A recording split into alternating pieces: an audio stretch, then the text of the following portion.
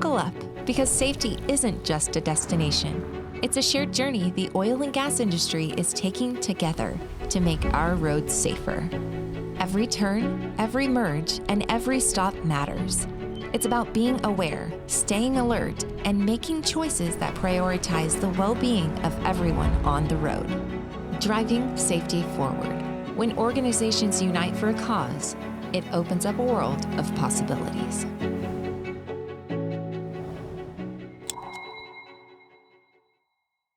Well, hey, good morning. Thanks for joining us this morning. And we've got a panel of HSE professionals from across the oil and gas space. And before we get into the discussion, I wanted to take a chance to introduce each one of them and give them an opportunity to maybe share some things about what they're doing individually or as a company as it pertains to driving safety. So to my immediate right is John Hamill. He's HSE Manager, Director for Oxy, and he works out of the Houston office. And then Deanna with Baker Hughes, and she's the Vice President of HSE for Baker Hughes. Beside her is Clint Anderson from EOG. He's HSE Manager, Contract Manager for EOG. And then to his right is Gabe Leal with Nabors Drilling. And Gabe is the Global QHSE Director. And with that, just kind of open it up. Does anybody have any starting thoughts or comments around driving safety and how important it is to your individual organizations, and maybe something you want to initiate the conversation with? I'll go. What's one thing that stuck out at you on your way over here? A lot of traffic. Yeah.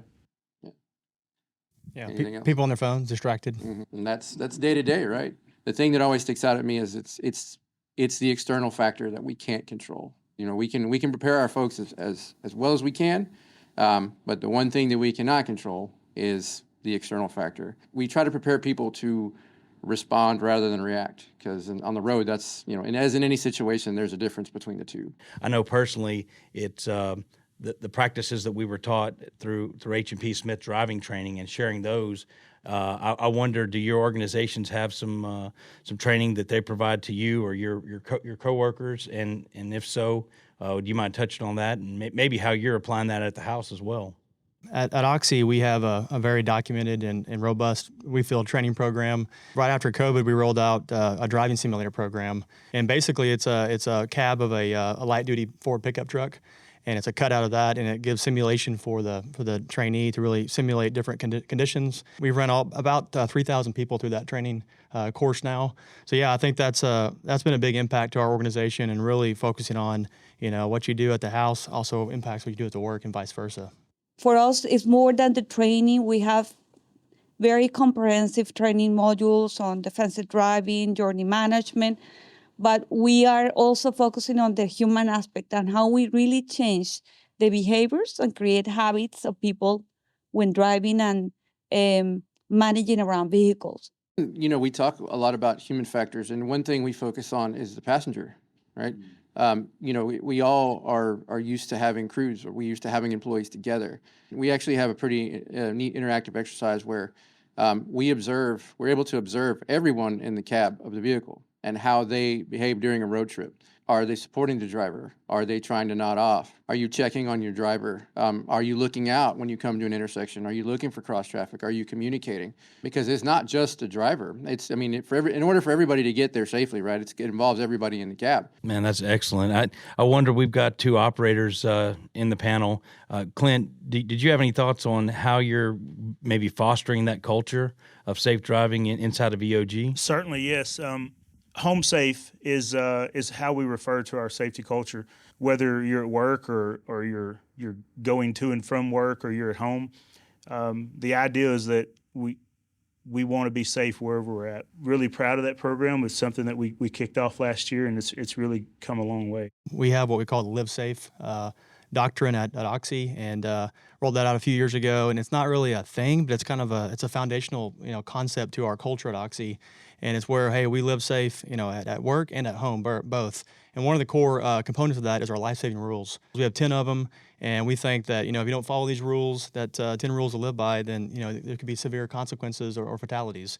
And the number one rule on that is driving. You know, when we first rolled those out, folks thought, oh man, that these are just for you know, employees at work. So no, this is for work and at home. Right. And so a lot of this stuff is transferable to what we do, you know, in the garage, in the yard. Oman is very strict, and we lived in the Middle East for about 5 years. Safety is a very critical component for the Sultanate and for some of the roads that are there.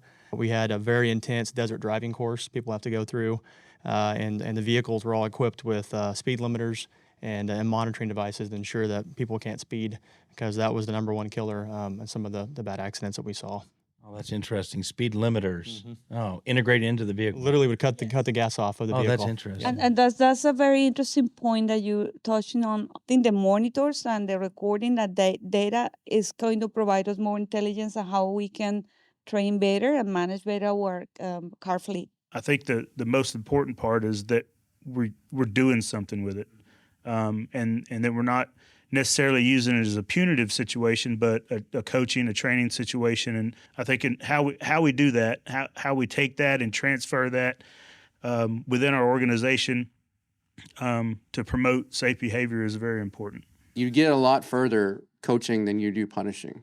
Even if you do have to sort of say, hey, I need to see a little bit of improvement. You don't have to phrase it in a punitive way. Just say, hey, look, this is where you're at. This is where we'd like you to be. So we've talked a lot about technology, but we know one of the biggest exposures we have is fatigue driving. And I wonder if you would share your thoughts around fatigue driving and maybe the philosophy that your organization has around managing fatigue driving. And Clint, if you don't mind, we'll start with you. When it comes to fatigue driving, sure, we have a lot of information around it, talk about it a lot, but honestly, when it gets down to the execution, we have to trust that we're being our brother's keeper. We're watching out for our coworkers and peers, and that we're talking to our reports and our supervisors and making sure that someone is checking in to identify if you are in fact too fatigued to drive or not. I think we all have our own training, awareness programs, but I would like to give a little twist to the comment that you just made, is that the holistic and the mental and the physical state of the person driving.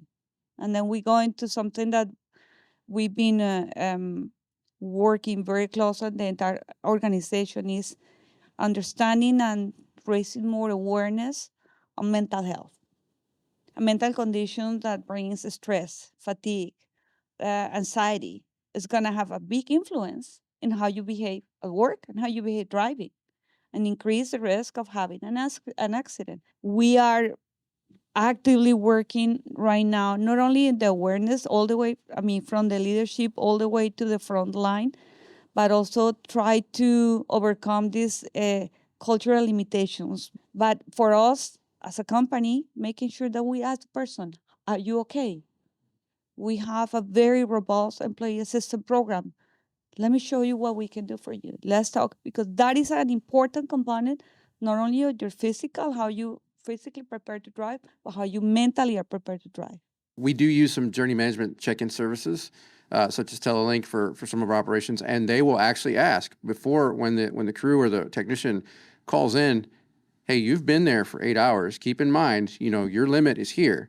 So how long is your trip? You have to think about that, right? So, is it gonna be more of a drain on your time and effort to actually get out there? And one of the resources we have, and as I'm sure some of you do in your organizations, is we have a help desk. Before we put anybody on the road or in a plane or committing themselves to risk, that we talked about in the beginning, risks that exist outside of their control, because it's that's the external thing we have to think about. Why not just pick up the phone? Instead of stressing somebody out and being like, okay, I have to make sure I got my tools, I'm going to have to be on the road, I'm going to have to do this. We alleviate all that. 30 to 45 minute FaceTime session, we've worked through it, we've got it, and we're done. And we've reduced the risk to all involved.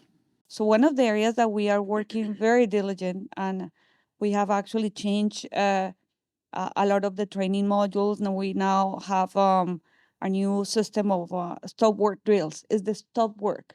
Is the ability to anybody to say, it doesn't matter how important this tool is to be on location. We're going to do it. We're going to do it right. If the load is not safe, if you haven't had enough sleep, we stop. And that empowerment that we give the employees, it gives them the sense of, yes, the company is actually taking this serious. I'm really excited to see us leveraging technology further to reduce the exposures. And we know every mile we're on the road, that's another mile of exposure. So, And I would like to touch a little bit on that as well, because I think technology is allowing us also to bring a different framing to how we work now. Remote operations is now becoming not only a fantastic opportunity to reduce the carbon footprint, to really show that we are moving into the energy transition and being cleaner, but also we are realizing that we can actually reduce the exposure by reducing or eliminating people driving. We have live monitors, and it will send the signal, and it will send the truck only when it needed without having somebody to be driving and inspecting those lines. In places like Oman and Colombia and Argentina, if you break down in the middle of winter, or in the middle of say a storm, you have to know what you do. You have to make sure your people are adequately trained to respond. And we have to prepare our people for those types of scenarios. being a good leader, it corresponds to a whole lot of other issues besides just operational success. It's caring about people and demonstrating you're caring about people, and then taking the time to learn about them and then engage them even on days off. That goes a long ways. So as we wrap it up, I'm going to ask you, could you give maybe a sentence or two or maybe a few thoughts to the folks that are working in our operations today, some guidance or recommendations you give to those folks as they're going about their day-to-day work, and potentially tie it back to, hey, what you're doing at the house?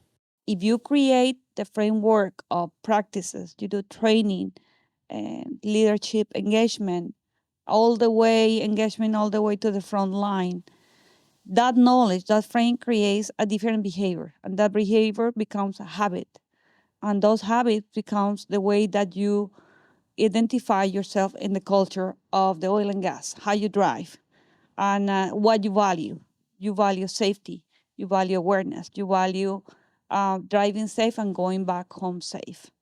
It's got to be a core value to your company. As she was saying, it can't be a priority. It's got to be a priority, but guess what? Priorities change. Mm-hmm. So the values don't change. Those are things we don't waver on. So I would say we have discontent because we're never satisfied. When we have successes, we run and recognize and celebrate those milestones of safe driving miles. It's a message we have to consistently and constantly get out to our workforce each and every day. Do it in your safety moments. Do it in your toolbox talks, your JSAs. Do it at the end of the shift where people are fatigued and get ready to drive. Are they fit for duty? The moment we let our guard down, that's when we get bit. The better we can execute, the better that we can be seen doing the right thing. The idea that people will try to emulate and do the right things themselves, that's just going to increase. So the message that I would give to not just my own folks at Nabors is that everybody needs you. And what I mean by that is that we need you as an organization. Your teammates need you as somebody they can count on. The communities you work in need you because they thrive. They do thrive on our presence. But most importantly, your family needs you, right? Everybody needs you in some way. And last but not least, you need you. You need you to use the tools and the techniques to keep yourself safe to get home. And that's the most important above all. Yeah, I would add to that, it really doesn't matter what your job title is. At the end of the day, the most important role you play is as a family member, and the people that are at home that you're going to work to support, they're counting on you coming back. So I would encourage you, drive like your life depends on it. Put the phone down, avoid distractions, make sure you're prepared to drive. And with that, we'll wrap it up. Thank you. Really appreciate everybody being on the panel today. Thank you. Yeah. Thank you. Thank you.